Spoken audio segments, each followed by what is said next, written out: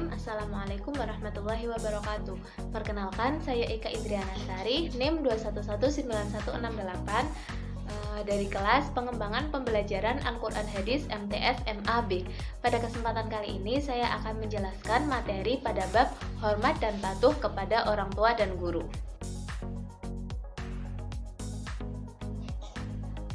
Tujuan pembelajaran pada bab ini yang pertama yaitu peserta didik mampu menerjemahkan ayat-ayat Al-Quran tentang perilaku hormat dan patuh kepada orang tua dan guru pada Quran Surat Al-Isra ayat 23-24, Quran Surat Luqman ayat 13-16, dan hadis riwayat Bukhari dan Muslim dari Abu Hurairah dengan baik dan benar.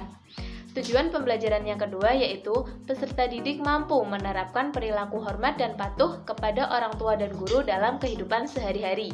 Yang ketiga, peserta didik mampu memahami hikmah dalam menerapkan perilaku hormat dan patuh kepada orang tua dan guru dalam kehidupan sehari-hari. Pada bab ini ada beberapa materi yang akan kita bahas. Yang pertama yaitu dalil tentang hormat dan patuh kepada orang tua dan guru. Yang kedua, perilaku yang mencerminkan hormat dan patuh kepada orang tua dan guru. Dan yang ketiga yaitu hikmah dari menerapkan perilaku hormat dan patuh kepada orang tua dan guru. Materi yang pertama yaitu dalil tentang hormat dan patuh kepada orang tua dan guru.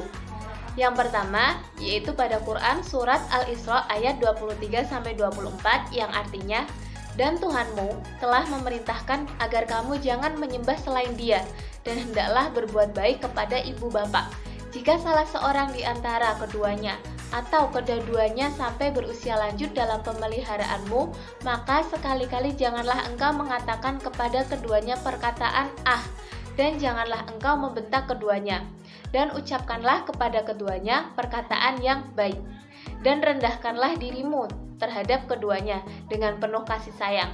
Dan ucapkanlah, wahai Tuhanku, sayangilah keduanya sebagaimana mereka berdua telah mendidik aku pada waktu kecil." Pada Quran Surat Al-Isra ayat 23-24 mengandung beberapa perintah. Yang pertama, perintah untuk menyembah Allah SWT dan tidak menyekutukannya dengan sesuatu apapun. Yang kedua, perintah untuk berbuat baik kepada kedua orang tua. Ketiga, perintah untuk bertutur kata, bersikap, dan berperilaku yang baik, sopan, santun kepada kedua orang tua. Yang keempat, perintah untuk selalu mendoakan kedua orang tua.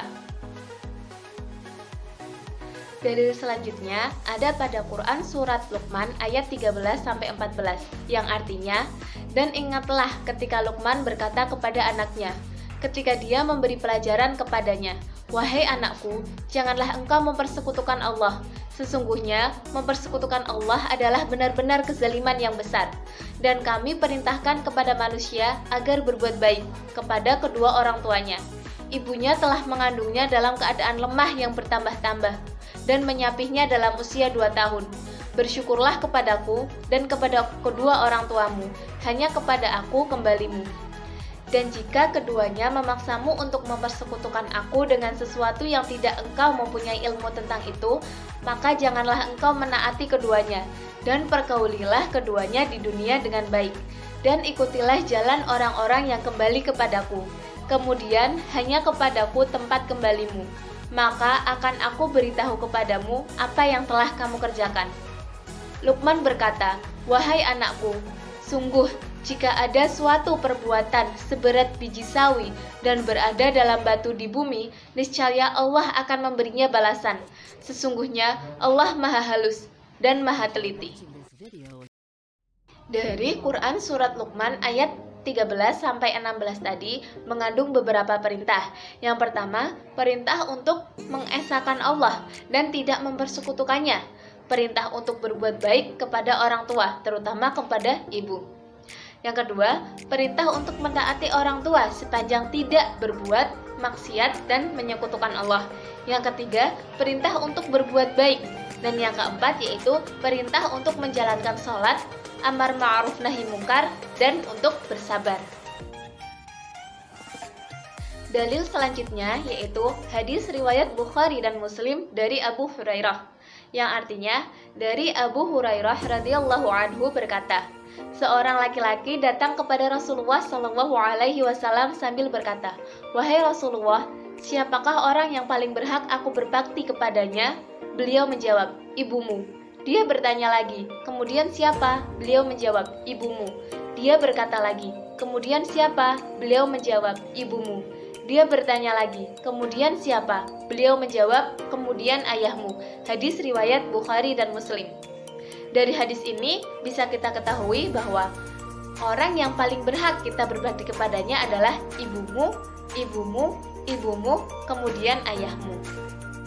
Selanjutnya, perilaku yang mencerminkan hormat dan patuh kepada orang tua dan guru.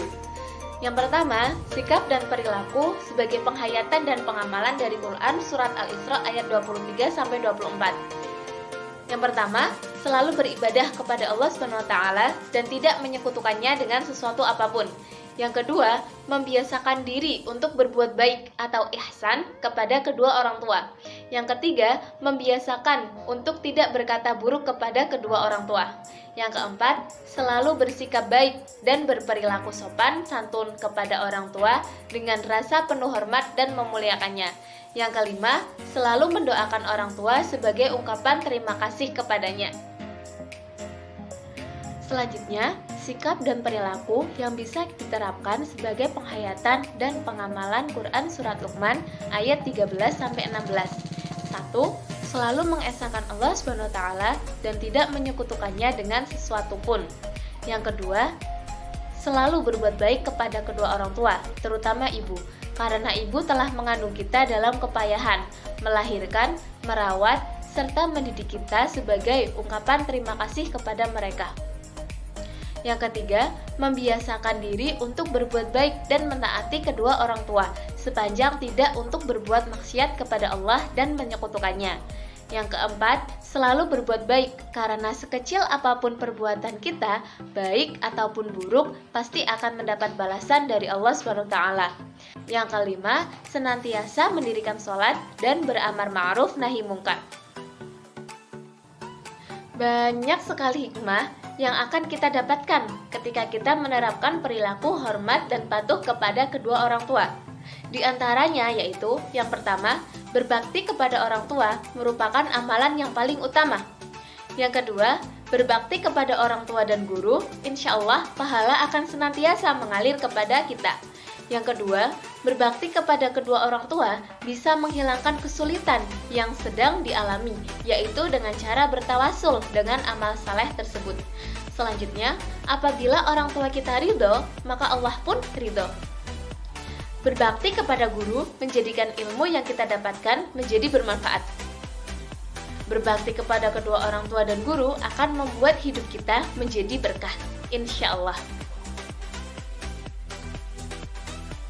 Mungkin itu saja materi yang dapat saya sampaikan pada kesempatan kali ini. Atas segala kurang dan lebihnya, mohon dimaafkan. Semoga bermanfaat. Wassalamualaikum warahmatullahi wabarakatuh.